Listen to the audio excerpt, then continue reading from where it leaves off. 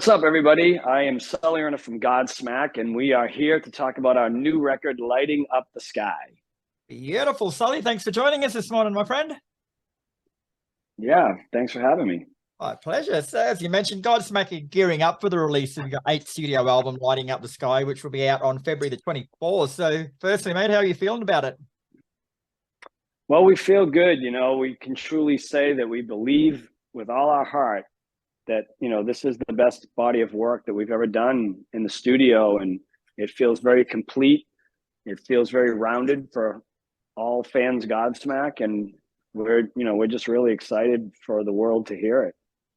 Yeah, so can you tell us a bit more about the album from a musical point of view, mate, and what you were going for with it?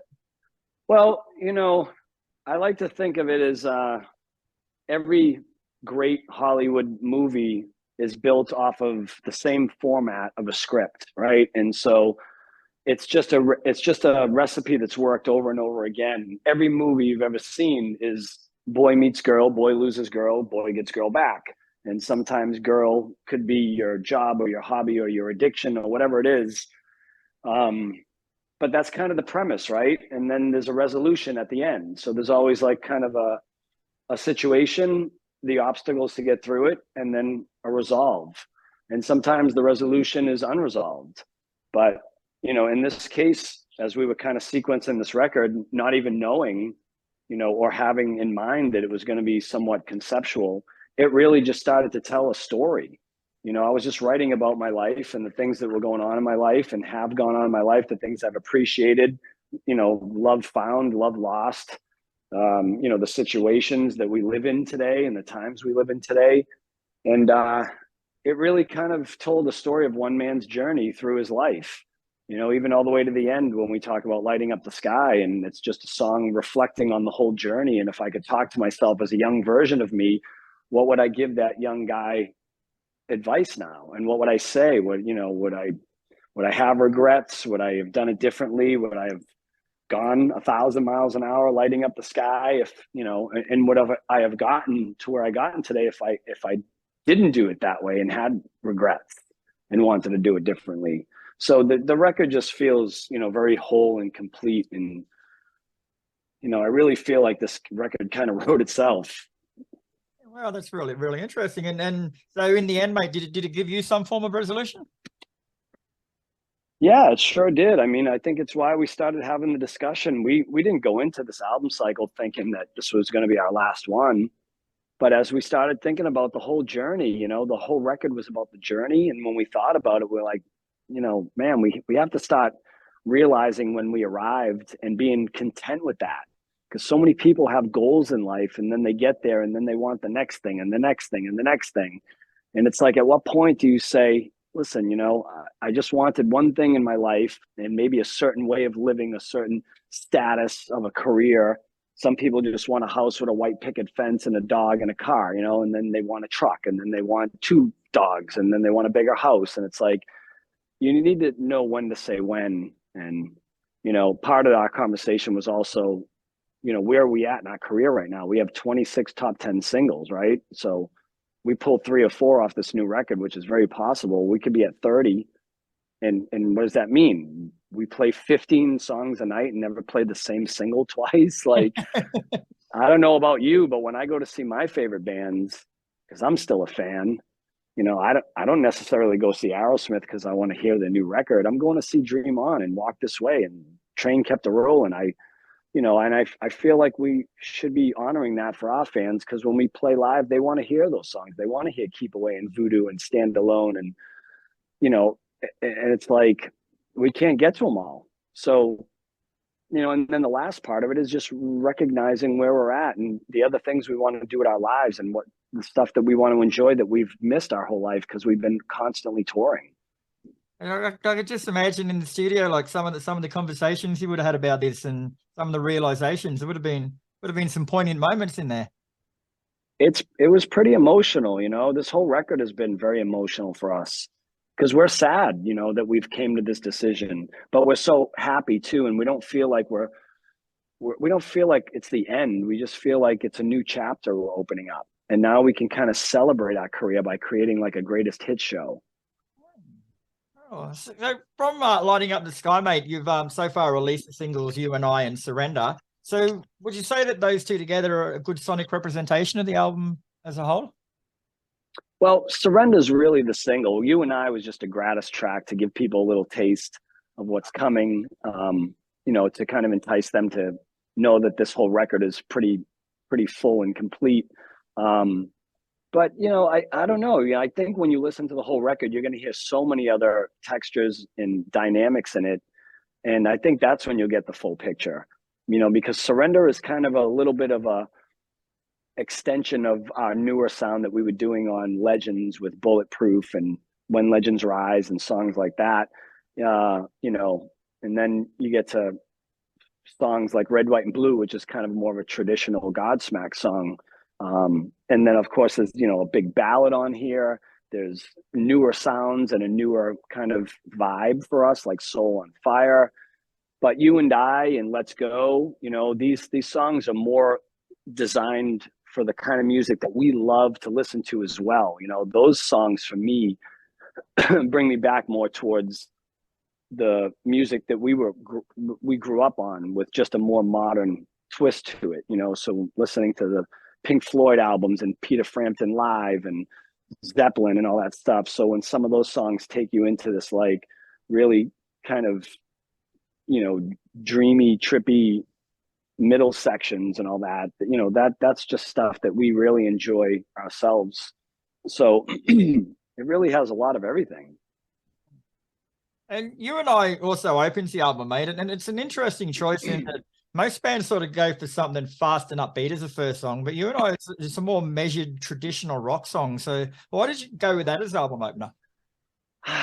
I think it was just because the way the intro came out and then that big fat riff kicking in, it just felt really rogue and rootsy, and I don't know, it just had a lot of power to it, and it felt fresh and exciting. And I think, kicking off the album with that just felt right. Yeah. You make a good point there too, because like bands like, on the album, 1,000 Miles Per Hour, like the opening track on that just drives and kicks straight in. And I think a lot of people, when they hear that this is your last album, they're expecting something like that, something to come out and grab you by the throat. But I love the way you sort of you ease into it like that. And you're basically sort of saying like, this is our ship, like we're driving it and this is what we want to do. Hell yeah. Good on you, brother. Good on you. And your last album, When Legends Rise, was a massive critical and commercial success, sporting 4 consecutive #1 songs, as you say. So even though you're an established bandmate and you know your way around the industry, at this stage of your career, does it still put any extra pressure on you going into this album? No, not at all. We went into this album with the intentions of just doing this at a very relaxed pace with no stress and no time limits and none of that, just meeting up when we have a good idea. And then we would get in there and we would grind it out and record it. And then we'd be like, great, high five and see you when I see you. And, when someone has the next cool idea. And if it didn't work and it wasn't working, we didn't force it. We just threw it away immediately. And we're like, okay, see you when I see you. And, eventually what happened was it allowed us to just collect what we felt was the best of the best songs that we were writing. And I think that's really why we feel that this record is as strong as it is, because every song on this record, I feel like if you didn't know about the other songs, you could just kind of pick one out of a hat and it would probably do well as a single. And you also co-produced Lighting Up the Sky with Andrew Murdoch, mate. So is it a difficult role for you to do, like from being in the band and being so close to the material or all of a sudden having to be sort of analytical of it, I guess, in a way?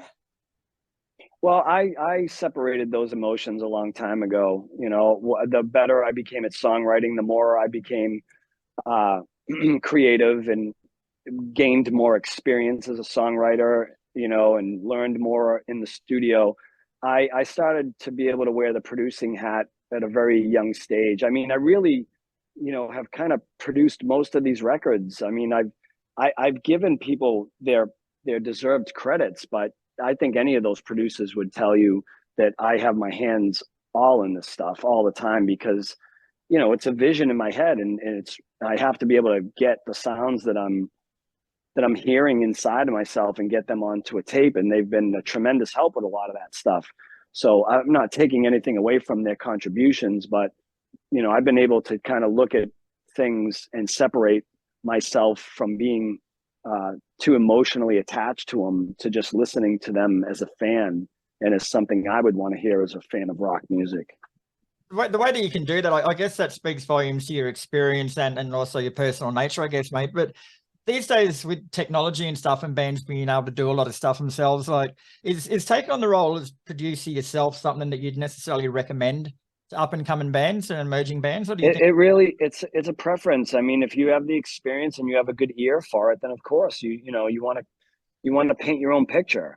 Yeah. But some people don't have that. Some people are just great musicians. Some people are great lyricists. I mean, look at Elton John and Bernie Taupin. It's like they never got in each other's way. Elton's like, I never once told him how to write his lyrics, and he never once told me how to write my music. And that's why the relationship went on for 50 years. We don't cross the boundaries. So it really is just a matter of like where your strength is, and if you can do it, do it. And if you can't, then there's plenty of great people out there that'll paint the picture with you. You've also said that lighting up the sky gets into the idea of legacy, as we've sort of gone over a little bit, mate. So, and sort of the things that you leave behind. So one day when Godsmack does come to an end and you finish touring and stuff as well, man, like what do you hope to leave as your musical legacy?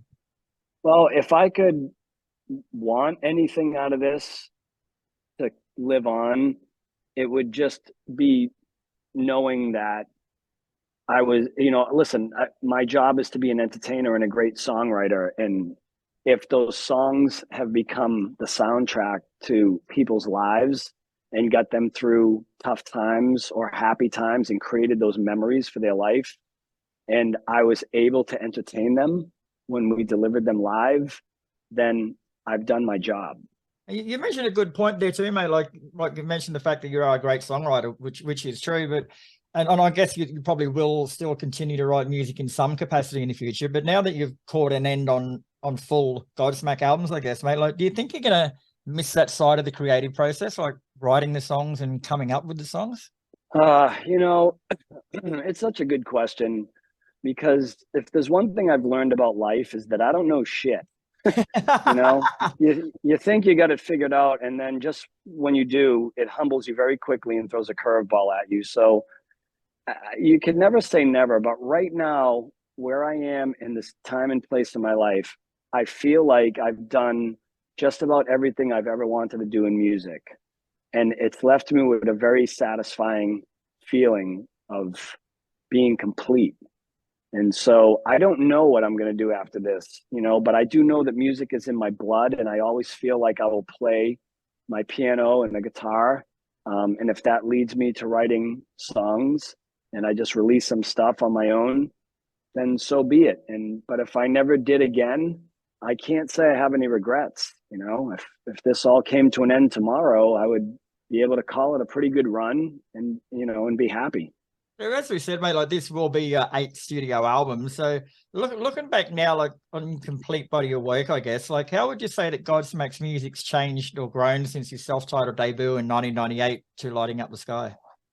Oh my God, tremendously. I mean, think of how much life you live in 25 years. Yeah, true. It's like, how can you not evolve? And if you don't, then there's a problem with yourself.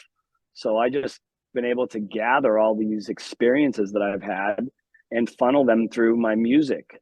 And a lot of the times, like on this record, I don't really take all the credit for it, because I really feel like something was channeled on this one. Like I feel like sometimes songs just write themselves.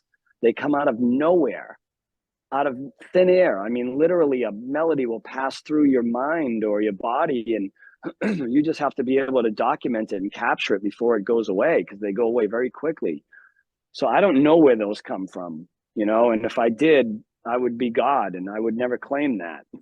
Well, some people say you are, mate. Yeah, music is a universal language. It's a miracle. It's a gift, and all I can do is kind of be a vehicle for that, to let this stuff pass through me and deliver it. Because it's coming through for a reason. It's helping someone. It's making someone happy. It's making someone process something. It's giving people good memories. So Keith Richards just said, listen, I'm just an antenna, right? So these things just kind of pass through me, and I receive them and I document them and release them. He's definitely an antenna from the top end of society, though, mate. They don't make him like that anymore. Yeah, that's for sure. So what have you got planned after the album comes out, mate? I can imagine your touring schedule will be pretty much in demand. Yeah, but again, we're going to try to do things and enjoy them. We're not going to just grind ourselves into the earth. We're going to set up tours and take breaks and set up tours and take breaks. I want to enjoy the cycle. I don't want it to feel like I'm killing myself. So we're working with our management and our booking agents to create that kind of comfort.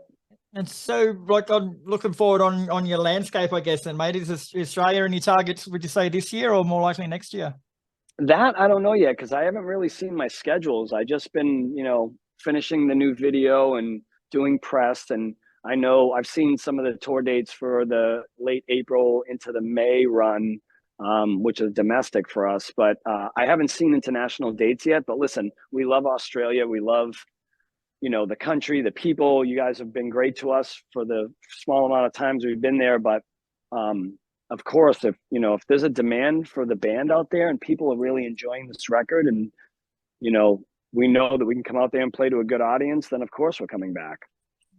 Very cool. All right, Sully. Well, thanks very much for your time today, mate. It's been an absolute pleasure speaking with you. Lighting Up the Sky is out on February the 24th, and I can attest to everything that you've said about it, mate. I've had a listen, and it's a musical journey going through it. It's a really, really good, solid album, mate, and you should be proud of your efforts. Thank you.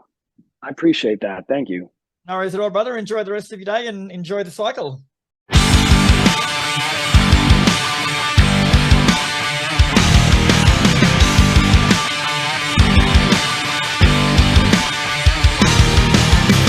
You've always told me that you know me, but you don't really know me at all. You just played me and betrayed me and showed no sympathy at all.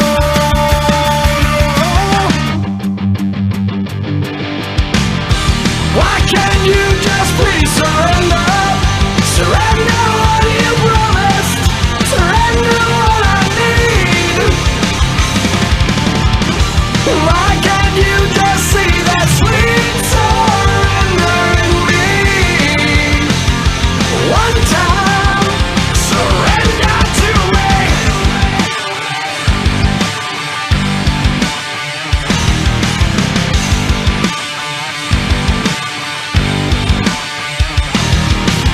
So will you stand tall and be accountable and tell that little girl you like how you lost it? I'm so exhausted, and this is where I draw the line.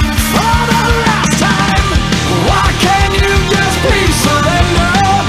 Surrender what you promised. Surrender what I need. Oh baby, why can't you just see that sweet surrender in me? One time, surrender to me.